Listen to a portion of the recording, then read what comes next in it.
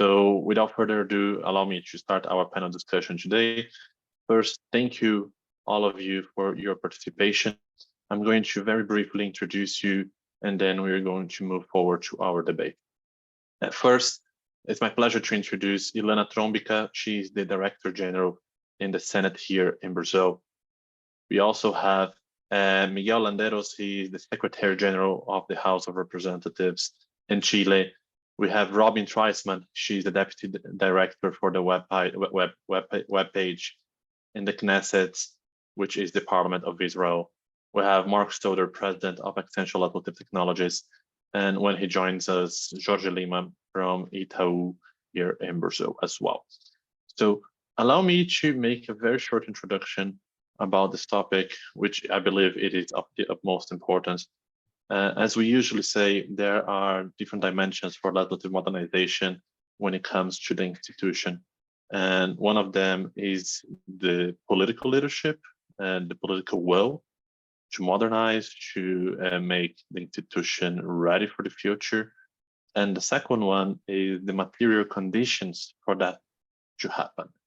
And I believe the goal of today's debate is to understand how you in leadership positions see the legislative institutions moving forward to this future that is more digital ready and friendly to users, both internally and externally, and also an institution that is more resilient to situations such as COVID, such as armed conflict, such as any number of threats the institution may face during its democratic mandate. So allow me to present the format of our debate. I drafted 5 questions, and I will invite each one of you to answer one of these questions, and all of the other colleagues will be invited also to make your comments. Each intervention is no longer than 2 minutes, so we keep in time. I ask for your help on that, so I don't have to interrupt any of you during your insights. So allow me to bring my first question of today's debate to you, Miguel. We know that parliaments and subnational legislatures are the sum of specific elements such as procedures, people, structure, culture, and informational systems. That is strongly related to the fact that the processes of modernization should respect the institution's traditions and take into account its consensus-building nature. In many cases, certain traditions, they are inseparable from the processes of the legislative branch because they are understood as the reason to be of the institution and its maintenance as a vital piece of the institution's identity.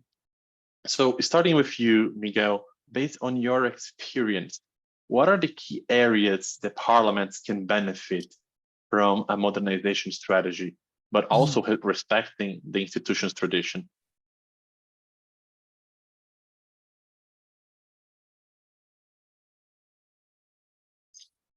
Bueno, voy a saludar a todos muy breve, así que un saludo general para iniciar con los 2 minutos que me has pedido que me ajuste. Mira, yo quiero hacer una gran diferenciación. Los parlamentos tienen solemnidades que tú debes respetar. Es decir, yo no me imagino en el parlamento inglés, ¿no es cierto?, cuando va al speaker con el báculo, que eso lo podamos hacer a través de Zoom. Eso es un proceso que tiene una solemnidad con el cual parte una sesión, qué sé yo, o las votaciones que hacen también el Parlamento inglés, que son diferentes a todo el mundo, donde pasan, ¿no es cierto?, por una especie de contador y van ingresando los parlamentarios votando sí y no según por qué lado transiten. Y esas solemnidades son muy difíciles de cambiar, porque son, como tú dices, la esencia de cada uno de los parlamentos. Mi parlamento es muy antiguo, tenemos 200 años, más de 200 años de ciertas tradiciones y nos ha costado cambiar algunas cosas. Yo pongo un ejemplo, hace muy poco, yo diría semanas, cambiamos el sistema de elección de la mesa y hoy día es electrónico. Entonces era muy, yo diría, nuevo para los parlamentarios, en vez de usar la famosa cédula donde escribían los nombres tener que hacerlo a través de una pantalla donde ellos votaban. Y pongo un ejemplo que grafica todo esto. Había que, en algún minuto, si había un empate, había que hacer un sorteo, que también lo hacía el sistema. Entonces, cuando estábamos estudiando cómo hacerlo, no podíamos apretar un botón y que automáticamente saliera el resultado.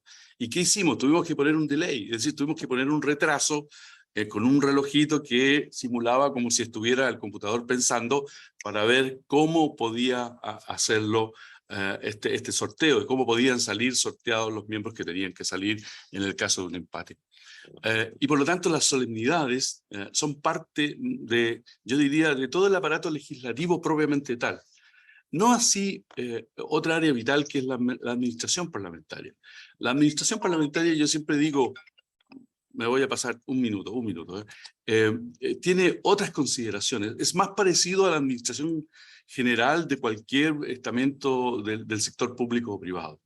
Pero las particularidades de los sistemas legislativos hace, yo creo, la diferencia. Ya fueron 2 minutos. Thank you so much, Miguel. Muchas gracias for your considerations. Ilana, would you like to comment on that as well? Ilana, você está no mudo. Of course. First of all, just take 1 minute, then Miguel will feel good with this. Okay. Modernization can be beneficial of any area of the parliaments, and of course, always respecting the organization culture. Now, organization culture is not a prison, and Miguel just told us an example of this. It can also be modernized if necessary for sake of legislative work, streamlining, transparency, and delivery of the better results, if organization culture and technology can work simultaneously. We have an example in Brazil. We were in the Senate, the first parliament, and I think you all know, to get into the remote system developed by the Senate. It was necessary, brought with the aftermath pandemic, but today, in the post-pandemic period, senators, public servants, and population itself already use the remote deliberations and the participation of the senators, whether in the plenary or elsewhere. This enrichment and favored the legislative debate. So it's just a case that we had in Brazil 2 or 3 years ago. Thank you so much, Ilana, for your considerations. Robin, would you like to share your thoughts on this as well? Yes, thank you, and welcome to everybody. I have an example also at the Knesset of something very recent, but I want to make a main point that the leadership really has to be part of the process of any kind of modernization in the parliament. And I will give you an example of something that happened by us. When we redid our website of the factions inside of the Knesset, and we redid it about 2 years ago. And we did not have any communication with any of the leadership because they were not interested so much. So when we listed the members of Knesset inside of their parties, we listed them by alphabetical order, which again, for any other we didn't have any other better idea of what to do. And we have a new Secretary General in the Knesset who was very involved in seeing how the website is presenting its information to the citizens. And he right away looked at that and said, no good. It has to be in order, not in alphabetical order, in order of their list, of how they appear on the list at elections time. Now, again, at the time we were deliberating and we decided, since nobody's told us that that's how it has to be, we did it by alphabetical order. So this is an example of a tradition. This is an important tradition because it is up to the Secretary General to make sure that the information is provided to the public in the right way. And we were doing it the wrong way. And we're very happy now that the Secretary General is very involved now in really telling us the right way that information needs to go out to the public. Thank you so much, Robin, for your considerations. Mark, would you like to share your thoughts on this as well? Sure, just quickly, and first, again, thank you, Luís, and thank you to Bússola Tech for putting the panel together. These are always so wonderful and instructive. And Robin, what a great example of kind of unintended consequences or unintended cultural change that you didn't had no idea that you were about to make. But then the institution itself kind of stepped forward and said, wait, we have to maintain certain things.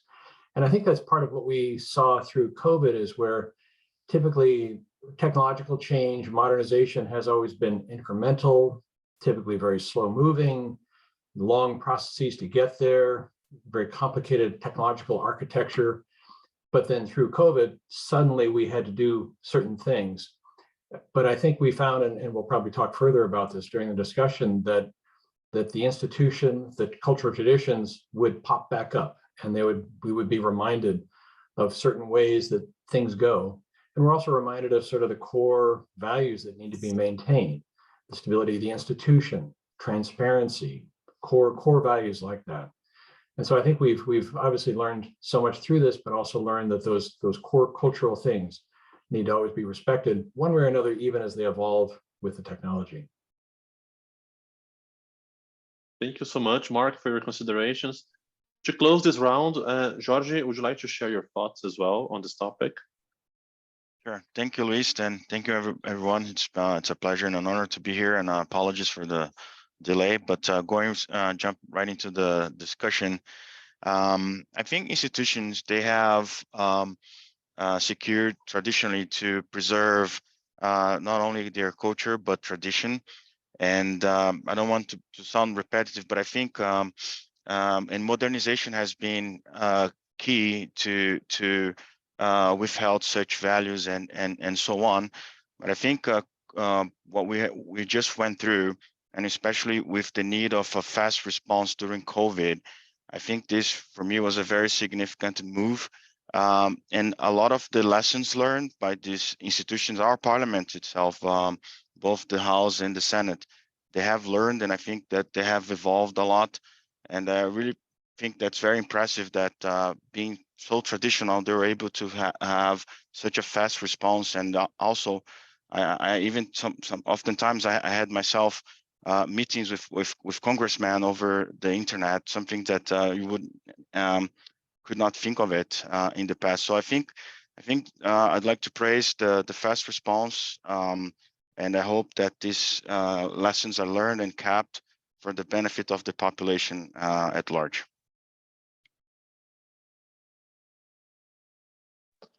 Thank you so much, Jorge, for your opening considerations as well. Allow me to pose a question to you now, Ilana. The administration of parliaments is the cornerstone for the proper functioning of the legislative activities, and it's a key target for the digital transformation strategy. Although the administration is not directly linked to the lawmaking process, it supports the basic infrastructure of the institution, such as human resource management, payroll, hardware modernization, and processes that allow a modernization process to be possible. Its deep knowledge about the institution creates an opportunity for a smoother transition for parliamentarians, parliamentary staff, and public servants, diminishing the rejection to the process of change. So my question to you, Ilana, is based on your experience, what are the key elements in the administration of a parliament that allows for a robust and digital-ready administration structure? Okay, as we have just 2 minutes, let's go straight to the point. First, I think we need to invest in technology and information security, first of all. Second, in teamwork. It has been an idea that it might be shared by all the civil servants who will participate in the presentation of the solutions. And third, of course, the participation of the customers of the solutions, sometimes the senators in the case of the Senate. We need to understand too that people of different ages coexist in the parliament, and both the parliaments and the civil servant, and therefore experience technology in different ways. When the solution is proposed, it has to be able to meet and integrate all this experience and all these informations in such a way that senators of different ages have, how can I say, naturalness and conditions to use technological demands. Thank you so much, Ilana, for your considerations. Miguel, would you like to comment on that as well? Bueno, yo creo que Ilana ahorra muchos segundos en esta conversación. Solo decir algo que he visto en muchos parlamentos. Creo que el mayor problema que muchos parlamentos tienen es que las administraciones no son permanentes. Por ejemplo, en el caso nuestro, la administración es muy permanente. Yo llevo 10 años de secretario general y la verdad, nosotros tenemos cierta tendencia a nombrar a la gente por toda la vida. Entonces, es un defecto de mi país. Tendemos a tratar de ser vitalicios en los cargos, lo cual es un defecto grande porque también uno a veces cuesta innovar. Pero creo que la clave es esa. Y lo segundo es que el mando sea centralizado. Cuando los parlamentos tienen dos cabezas, yo estoy pensando en Francia, ¿no es cierto?, en que está la Secretaría General y está el secretario de la Questur, es más difícil organizar bien el trabajo porque hay dos entes que de alguna manera luchan. En el caso brasileño es muy parecido a nosotros, tienen, ¿no es cierto?, el director general que es quien manda, y después está el secretario general que es el del pleno. Nosotros funcionamos al revés, es decir, el secretario general es el que manda y el director general es solamente de la administración. Pero creo que esa es la fórmula, es decir, de que el mando sea más o menos centralizado porque te permite poner los recursos donde el Parlamento lo necesita. Thank you, Miguel. Muchas gracias. Mark, would you like to share your thoughts on this? I'm sorry, was that me? I couldn't quite. Oh, okay. Yes. Sure. Happy to. You know, it's interesting thinking about the divide sometimes between the technology, as Miguel mentioned, the technology people and the legislative side. We see that often really around the world in the parliaments we work with, and that is a difficult gap and can prevent progress. But I think in thinking about this question, what popped to my mind is what is critical in the administration to move things forward. When it works successfully, it's when we have found a champion, that there is someone who has been in a clerk's office, somewhere in a critical position, who has always thought about these things and has been thinking for the long view, typically very persistent about moving modernization forward, looking at new ways to do things, efficiencies and so forth, and has been that persistent champion, sometimes annoying to people, but oftentimes really thinking broadly, thinking about the future. And when that champion is given an opportunity to flower, amazing things can result. We've seen this in US Congress, where there's a couple of key people there who just keep thinking about this, and then in other states and around the world. And I think that's a critical component to successful modernization. Thank you so much, Mark, for your considerations. I think we have some colleagues from the US Congress here today, so I think they agree with you on your statement. I'd like to invite Jorge to share your thoughts now. Jorge? Sure. Thank you, Luis. On the user side, if you will, as a company that participates actively engaging with congressmen and influencing bills, technology has been crucial to a successful factor of transparency, and also a way to provide information seamlessly to the population. I think Congress is at large. They have evolved a lot in the use of technology. I know there's a lot to conquer still, but I think that the job that's been done, especially when I started as a lobbyist 20 years ago, where I had to take piece of paper so that I could get copies of a bill or any other document. So I think this has been able to provide a lot of progress into the legislative process. And of course, the more the merrier. I think one important thing is to keep moving forward, and the more the Congress can be open and transparent to the population, I think the public policies will gain strength and guarantee participation from grassroots to large corporations. And specific to the questions, the IT areas and the technical staff, I think in a certain way, I have to agree with Ilana. We have the technical people that they have been trained, they take courses, they implement new technologies, and the congressmen and sometimes they have this different background or age perspective that this sometimes they need to get into the specifics.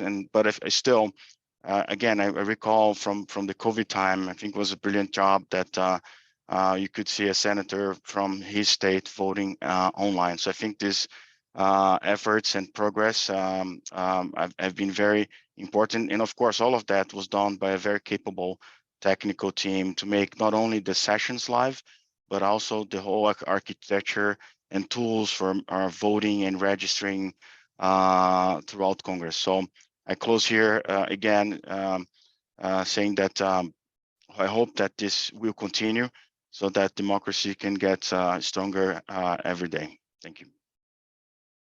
Thank you so much, Jorge, for your considerations. Robin, would you like to close this round? Sure. An interesting thing I want to comment, and actually Ilana had mentioned the age issue, and now Jorge, you also mentioned the age issue, which is something that is not going to be so much of an issue in the upcoming years. Because when you think about it, the people who are older nowadays, okay, let's say someone in their 70s, all right, computers were already around and being used when they were in their 40s and 50s. So we're not, that age gap is at some point is going to be less of an issue. And especially even if you have, let's say, older congressmen or parliamentarians, a lot of times they might take along onto their team of advisors or parliamentary aides, however you call it in the different countries. And they'll take at least one younger person on their staff to, let's say, be the person who will be running their Facebook or the person who's going to be running their Twitter or Instagram accounts. And that same person can also be their liaison with the new technologies. So at least in the Knesset, I can say that we're finding that the age gap is really becoming less and less of an issue. Again, at some point, the age is going to be more in the head and less in the actual physical number of how many years a person has been on the earth, because there are some people who are just adverse to technology and they might be in their 30s or 40s. So that, so it's very important for all of the people who are adverse to technology at some point to make sure that there's someone on their team that will be their technical person. That's how I see where that's headed. Thank you so much, Robin, for your considerations and for closing this round. Allow me to bring a question to you now, Jorge. Amongst parliamentary scholars and practitioners, even before the pandemic of COVID-19 that sadly struck the world some 3 years ago, all parliaments represented in this very panel enjoy the reputation of being innovative and a model about their interface with external users. Notwithstanding this IT expertise, the transition to the digital social distancing measures, either remote deliberation or on-premises deliberation virtually or hybrid deliberation, and they were made possible in a very smooth way, in a very smooth transition.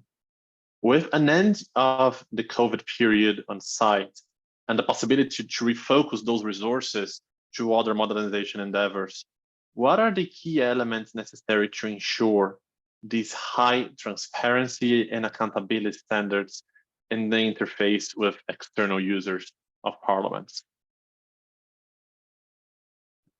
Thank you, Luis. That's a very good question. I would like to start saying that I think modernization and the use or application of internet or technological devices to the discussions, I think they're very much needed, and I think these are tools to not only allow for the population to follow and monitor their congressman or interact with them. I think I remember back in the day, you used to have the phone or send letters. Today, you can just send a WhatsApp, for instance, to a congressman and provide some feedback or provide some information or even request information.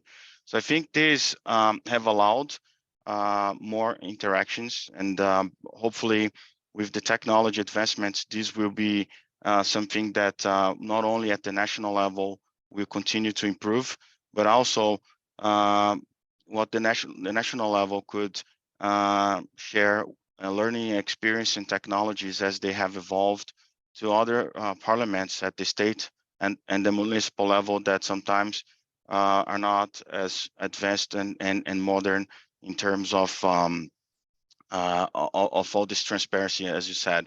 So I think overall, I hope that this will continue to move forward. All the systems that have been developed through the pandemics, hopefully they can be shared and deployed to other institutions, not only in Brazil, but externally, because this is a great way to connect with society, bring transparency, and also strengthen accountability for the society. Thank you. Thank you so much, Jorge, for your considerations. Robin, would you like to share your thoughts on this? Sure. Interestingly enough, one of the things that the COVID did, as Jorge mentioned, is it brought us really to the brink, or to the extreme on the transparency, because all of a sudden, with all of the parliamentary work going over Zoom, all of a sudden more people were able to be included in the parliamentary process. So if, let's say we have an example of a committee meeting where, let's say in the physical format, there would be 20 people at the committee meeting. And in the Zoom format, they can handle really as many as you want, but let's say 40 people. So you have 20 more people that are actually able to participate in a committee meeting than in the live format. But what's really interesting is that after having reached that amazing, again, that, if you even want to call it a goal, or that success, okay, the Knesset is actually rebounding now. And here's what's very interesting, is that all of a sudden, here's where we have a clash of the modernization versus the traditions, okay? That we're talking about the traditions of a parliament. And it seems that the members of parliament, or even the workers of the committees, are being pulled back by the tradition, which says committee meetings must be face-to-face. And what they've done is they've basically said now that if someone in the government needs to be at this committee meeting, they must show up physically. Other people around can come virtually and on Zoom. So it's very interesting, because they really wanted to go back to the physical meetings, and they're trying really hard to push it in that direction. So again, I'm just using this as an example where tradition clashes modernization. And in the end, modernization is going to win out, because that's just where the world is going. But just understand that this is a real life example. Thank you so much, Robin, for the very insightful comments you just made. Mark, would you like to share your thoughts on this? Sure. I would agree with Robin. We're seeing, I'm seeing the same sort of great sorting out of things after we've come through COVID, and after we've had to do emergency measures, and then less of an emergency, and then you start to see the benefits of having remote legislating, remote committee meetings in particular, where witnesses can appear and not have to travel so far. But I think what has struck me through this is how tenuous so much of it was and still is, because so much of the modernization, particularly with remote voting, remote access, happened so quickly, and vendors were pressed to plug systems in, get them in quickly. Traditions sort of had to reform themselves around it, and now we see this after effect of trying to sort through. Well, we like that, we didn't like that. Maybe we should keep doing that. Maybe we should do a hybrid of this and that. And so it's a long process, and it produces some tension around legislatures. We've seen as they're trying to do these things. But my hope is that we, as said before, continue to err on the side of transparency and accountability and things that we have to make citizens more and more confident in their governments and in their parliaments. Thank you so much, Mark, for your considerations. Ilana, would you like to share your thoughts on this question as well? of course. In my opinion, accountability and transparency are here to stay and to contribute to public management, in the sense that we can add new actors to public management, whether through participations or enforcements or formation of institutions that relate to the public institutions, such as, for example, in Brazil, Transparência Brasil. So it's important that in this redesign of a new word post-pandemic work, or a new legislative structure, which will mix previous practice as the person legislative votation with the new legislative structure.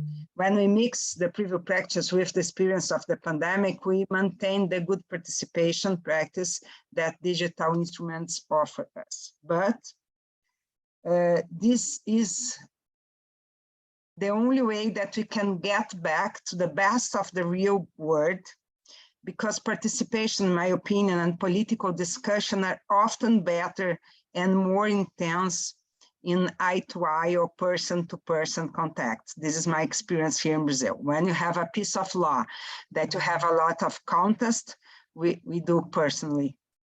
You know, we have a section here and they come to Brasilia to discuss one by one. With the expansion of participation, as Robin told us, and the boundaries of the legislative debate, which are given by the communications instruments that you use during the pandemic. Thank you, Ilana, for your considerations. Miguel, would you like to share your thoughts and close this round? Bueno, yo creo que el proceso en mi país es similar a lo que ha dicho Robin. Es decir, hay una vuelta a la presencialidad muy fuerte y obviamente eso conlleva ciertos problemas de tensión, porque además para los parlamentarios es muy cómodo el hecho de poder votar remotamente, porque les da un don divino, es decir, pueden estar en dos lados simultáneamente, se pueden estar en el lugar donde representan, en su territorio, y además estar en el Parlamento. Entonces, eso es soñado. Pero también tiene otras ventajas el hecho de la presencia remota, por así decirlo. Y es que en países tan grandes como los nuestros en Sudamérica, los tránsitos son de muchas horas en avión. Es decir, en mi país, si yo quiero venir de un extremo al centro o del otro extremo al centro, son 3 horas de vuelo en avión. Es una distancia muy grande. Y por lo tanto permite a mucha gente que no tenía acceso al Parlamento, porque además el Parlamento nuestro está en Valparaíso, es decir, estamos hablando de 3 horas en avión, ¿no es cierto?, todo el aeropuerto, más otra hora y media de viaje hasta Valparaíso, hace que muy poca gente pudiera participar en los debates parlamentarios. Y hoy día más gente en territorios que son muy aislados pueden participar. Tenemos afortunadamente un país que tiene una muy buena conexión de todo su territorio, ¿no es cierto?, a través de fibra óptica, y por lo tanto nuestro internet es muy bueno. Cualquier persona en cualquier parte puede conectarse al Parlamento. No todos los países tienen esta ventaja. Nosotros sí, porque somos un hilito, entonces de norte a sur estirar una línea es muy fácil. En otros países es mucho más complejo. El caso de Brasil, que es un inmenso país donde hay muchos territorios aislados porque la conexión es más compleja. Y por lo tanto creo que esto da una oportunidad. Y en transparencia hay algo que es importantísimo. Es que las reuniones por Zoom las podemos rastrear. Es decir, nosotros tenemos un registro de lobby que cuando un parlamentario hace una reunión por Zoom, por ejemplo con Itaú en este caso, y van a hablar sobre un proyecto de ley, yo puedo rastrear esa reunión, ¿no es cierto?, y decir, mire, este representante se juntó con este ¿no es cierto?, gestor de interés respecto de este proyecto de ley, y también eso da más transparencia. El futuro, no lo sé, es difícil saber porque creo que las tecnologías llegaron para quedarse. Me extendí un poquito más, así que pido perdón. Muchas gracias, Miguel. Thank you so much for your considerations. I'd like to invite Robin to answer the next question now. Robin, according to some scholars, parliaments, they are risk-averse institutions. And when it comes to rethink long-standing processes and practices. And that is the case. And in fact, that is what a modernization process represents. It's a risky proposition for the institution. To support this process of change, there is an entire legislative community that can support this stressful period, such as peers, as we have it here today, in other parliaments, interparliamentary organizations, and of course, the specialized private sector. The specialized private sector with in-depth knowledge about the function of a parliament can play a crucial role in diminishing the political and financial costs for the modernization project in parliaments by lowering the risk bar of prototyping new digital solutions with battle-tested solutions and methodologies. I remember that you mentioned this topic a few times in previous debates. So what is your view on the role of the private sector as an ally in the process of modernizing parliament? In the end of the day, I think everything boils down to money. Because people say something that saves time or money, in the end of the day, the time is money. So it's all money in the end. And if there are solutions for a parliament that does not have a lot of money that is expendable at the time, then something that you might call off the shelf or out of the box solutions that are made by a company or in the private sector that is, ready-made to, to really be implemented into a parliament, I think would be amazing. I think that's a great idea. Then you have the question how much this off-the-shelf or out-of-the-box product has to be customized. And then you start asking, then here comes the questions, of course, about money and time. So if there's a product that is ready to go, and really will transform the way that a parliament works, from paper to digital or something like that, then that, again, I would say that's amazing. Our personal experience is that there really, in Israel, we have no such options. Our work with the private sector is basically, we have a company that is outsourced, but they sit in the parliament. And we've had people who, from that company, their salaries come from their company, but they work in the Knesset. We have someone who's going to be retiring soon, who's been there about 30 years. And we have someone who's been working there for, several of them have been working already for about 20 years. So again, these are people who are from the private sector, but they have become really, really knowledgeable about the house. And they understand, and any change that needs to be done, they will do. And again, is it more expensive than off the shelf? Most likely, but again, it's serving our needs for what we need right now. Thank you so much, Robin, for your considerations. Mark, would you like to share your thoughts on this? Sure. Yeah, I've spent a lot of time thinking about these things and working with parliaments on how the private sector can bring innovation in. And yes, we have seen in many governments, as Robin has, where the private sector may be kind of embedded in there because they've been the trusted contractor, the trusted IT provider forever. But then now things are changing, and there are more companies, like mine, that have this cool thing that's off the shelf, and it'll solve all of your problems and so forth. And of course it doesn't, and of course it needs to be configured. But most importantly, I think what we've found is, while we on the private sector can be thinking about things, providing innovation and so forth, it doesn't go well if that's done in isolation.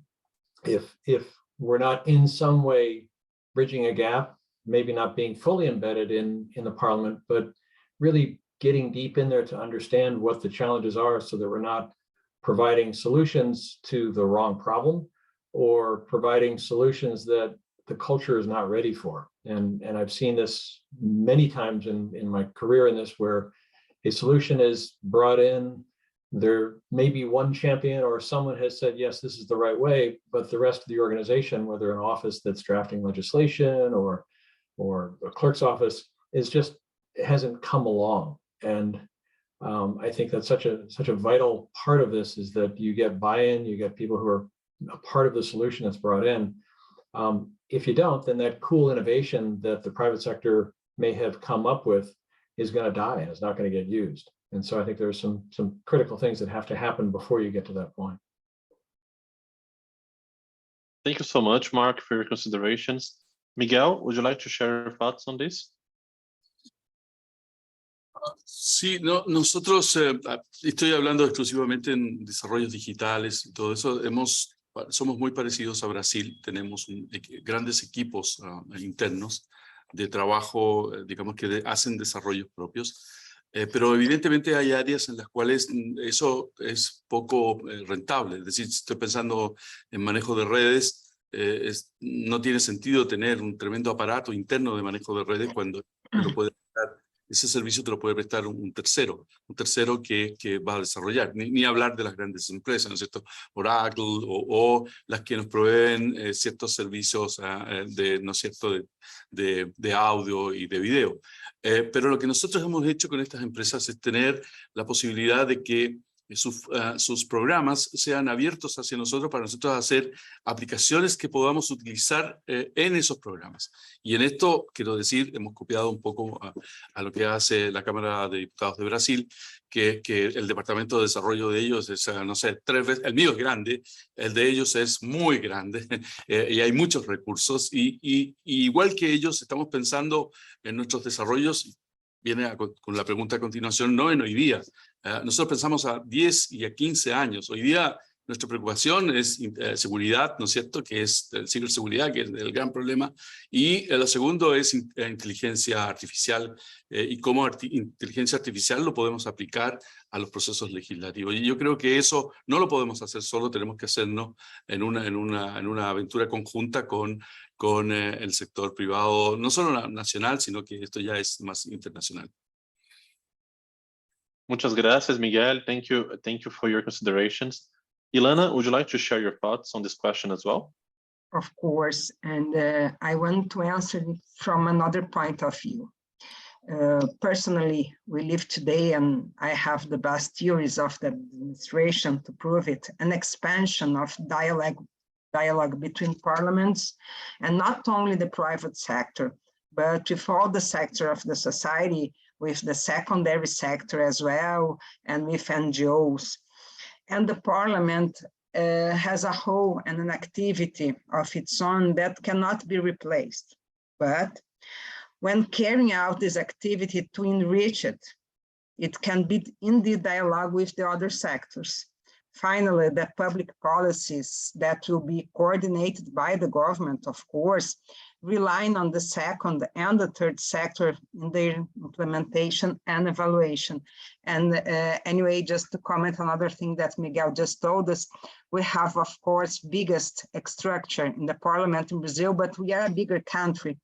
So, of course, we need more work, more people, and probably we are like the Parliament of US or the Parliament of European Parliament in the size, but sometimes you have the same challenge than Chile and the Knesset. And that I've been in the Knesset last September, and then after September I was in the Knesset for Rosh Hashanah, and we have some challenges that seems to me are the same in the democratic parliaments. Thank you so much, Ilana, for your considerations. Jorge, would you like to close this round with your thoughts? Sure, thank you. Well, from a private sector view, what really would help would be the faster that these parliaments could organize themselves in an ecosystem that can interact digitally.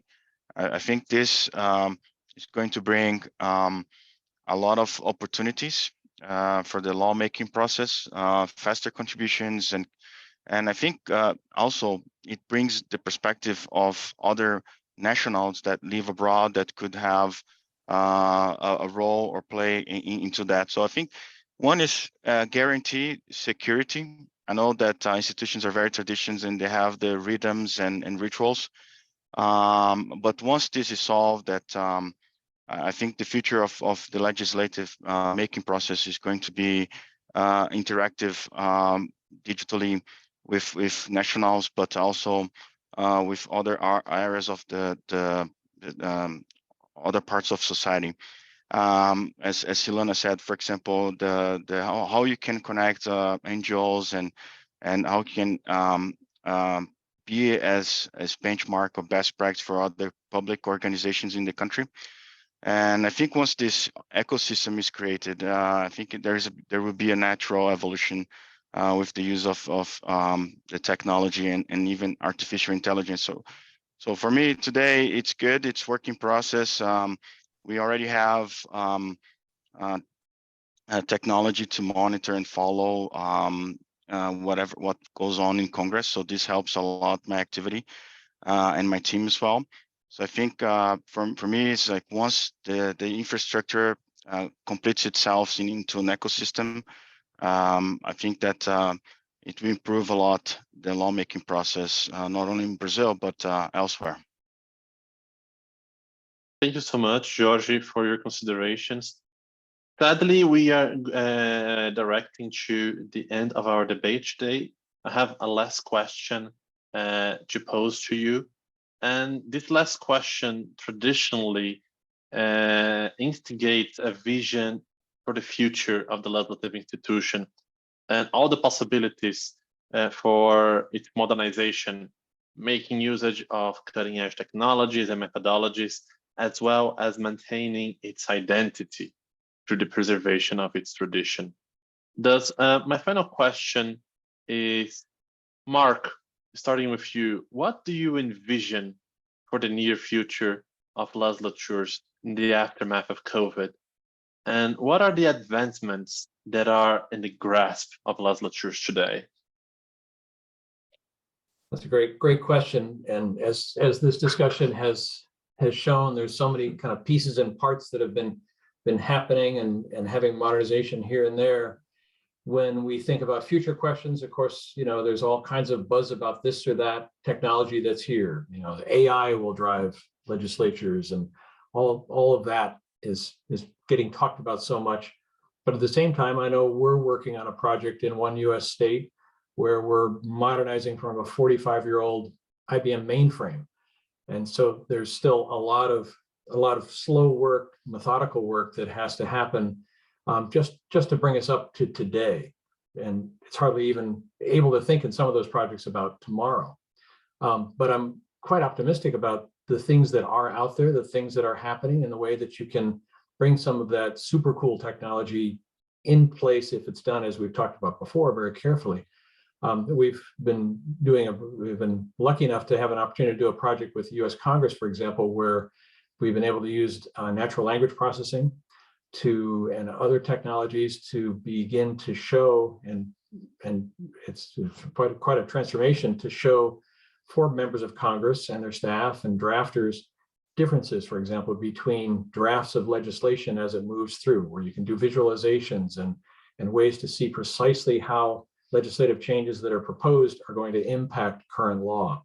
Those are the kinds of things you could do before, but typically that technology was known as intern technology, where someone would have to read through every piece. Now you have technology that can bring greater transparency and so forth. I think the thing we have to think about through all of this is, as we've talked about before, maintaining transparency, accountability, and so forth. But most of all, doing this carefully and slowly, because we know right now the stakes have never been higher with challenges to our democratic institutions, with movements to bring less stability to our governments. And so as we make these changes, we need to be sure not to get out ahead of people, get out ahead of the institutions that can bring instability at a time when we need our institutions to be most stable for our people, most open around the world. So I guess those are some of my thoughts about, yes, there's some great new things on the horizon, but we have to be doing this very thoughtfully and very carefully as we go forward. Thank you so much, Mark, for your considerations. Ilana, would you like to answer this question as well? Of course, and I just realized that I prepare my comment in a very different way. And I understand why, because for me, Parliament is much bigger than technology. You know, technology is just a part of our work, and it's one of a lot of parts that need to work well for the Parliament. So it's quite difficult for me to answer this question in this way that I thought it's a moralistic way, because each national legislature will have a relationship with its local demands and local culture. I realize that here in Brazil, legislative power has perhaps reached its moments to seek a consolidation of laws and a deepening of the needs of evaluation public policy. These are very appropriate ways of contribute to citizenship. We will certainly continue proposing bills, piece of laws, setting up parliamentary commissions of inquiry. That is in general a huge success here in Brazil. But the effort to integrate initiatives and modernize codes, it's important in the normative systematization, as well as it's important that we can deepen the validation and evaluation of laws already implemented, not only to understand its improvements are needed, but also to make sure that the motivation that made then laws manage to be realized. And I'm so sorry, but I need to leave because I have another meeting in half an hour in the Parliament, and now in this moment I'm in my house. So thank you so much. It was a pleasure, and I hope we can continue to keep in touch. Thank you so much, Ilana, for your considerations. And absolutely, hopefully we can all meet in person soon enough and share a coffee and continue this conversation. Jorge, would you like to comment on what Ilana just said and on my question as well? Sure, Luis, thank you. Yeah, I'm also in my point of view, I also think that modernization, it's something. It's not the destiny. It's just a means to an end. Yeah, so it has brought many perspectives, and it has given transparency. It has pushed to a wider understanding of things. But I agree with Ilana that the Parliament has not just the tradition, but it's entitled to the lawmaking process, and this cannot be something that it will influence negatively the public policy discussion, right? So I think technology is always going to be a means to achieve it, to make it transparent, to guarantee accountability, to understand the process. As Miguel said, in Chile, I've been to Chile. I was a lobbyist there for MasterCard, and my name is registered at the lobby website. So I think this information is going to be very helpful for improving and guaranteeing the lawmaking process. But again, I think the institution has the tradition, the expertise, the rightful the lawful right to continue the discussion of public policy. And I think technology and AI and all that comes to it and brings and modernize the ecosystem. It should be always a way to contribute and diminish any gaps, be it this distance, be it lack of money, and be it the ability to interact with the parliament members. So I do see as this moving forward hand in hand. And since we're also closing, I'd like to thank for the opportunity, Luis. It's always great to see folks around the world discussing and interested about the passion at the legislative and Congress where they represent. Thank you. Thank you so much, Jorge, for your considerations. Miguel, would you like to share your thoughts on this question as well? Sí, yo, bueno, voy a hacer un comentario que a lo mejor me extiendo un minuto más. Yo creo que hay dos órdenes en lo que viene. Primero, los parlamentos tienen que pensar el futuro, y tienen que pensar el futuro necesariamente. Estamos obligados porque las lecciones, por ejemplo, de la pandemia, para los parlamentos que habían pensado el futuro fue que rápidamente pudieron adaptarse, porque tenían las tecnologías y los desarrollos. Lo digo por nosotros y lo digo por otros países cercanos, por el caso Brasil, que rápidamente pudimos estar en funcionamiento de manera normal con las personas en todas partes. Hubo otros que se demoraron mucho porque no tenían la tecnología, nunca pensaron en desarrollar la tecnología y por lo tanto tuvieron que basarse en la experiencia de los demás, y hubo mucha cooperación entre todos nosotros. A Chile le tocó colaborar con muchos países entregando la tecnología que teníamos, o por lo menos los principios. Y de lo que viene, creo que hay dos aspectos de lo que viene. Lo primero, efectivamente, es inteligencia artificial, porque los parlamentos tienen algo que no podemos procesar las personas normales, que es la gran cantidad de datos sobre políticas públicas. Y nuestro deber, desde el punto de vista de legislar y del control político, es que extraer de esas bases de datos aquellos que son esenciales y que permiten un mejor legislar y que permiten un mejor control del aparato público en general. Y creemos que las aplicaciones derivadas de inteligencia artificial nos van a permitir ese tipo de mejor legislar y de mejor controlar. Lo digo, estoy pensando por ejemplo, en las leyes de presupuesto, en cómo controlamos la ejecución de los programas, en la calidad de los programas, en la validez de los programas presupuestarios, me refiero, hacia el futuro.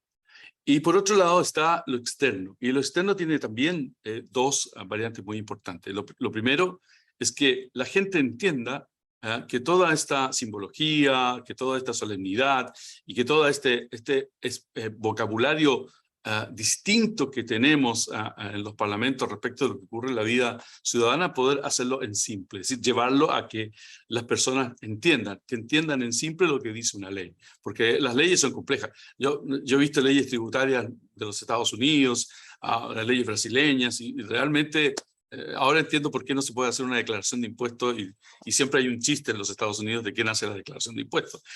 ¿No es cierto? Porque la verdad que para una persona que no tiene el conocimiento mínimo es muy difícil de entender.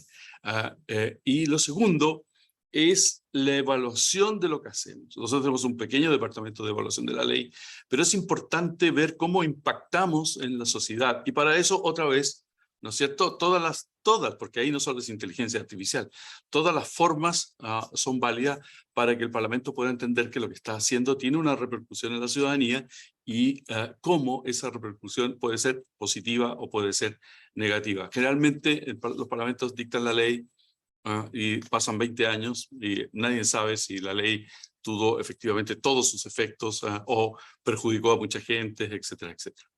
Eso, en breve. Muchas gracias, Miguel. Thank you for your considerations. Robin, I'd like to yield the floor to you to close this round, to close the debate. So please feel free to share your final thought with us.